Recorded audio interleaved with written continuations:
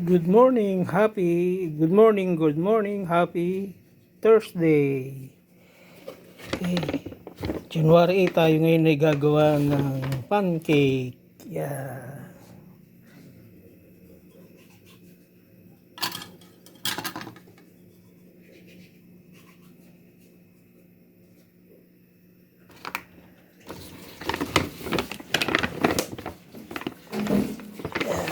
Para sa may mga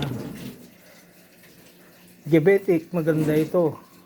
Walang preservative. Yung sa mga matataas ang sugar, diretso lagyan mo lang ng tubig. Depende kung gusto nyo lagyan ng flavor, vanilla. Yan, okay na.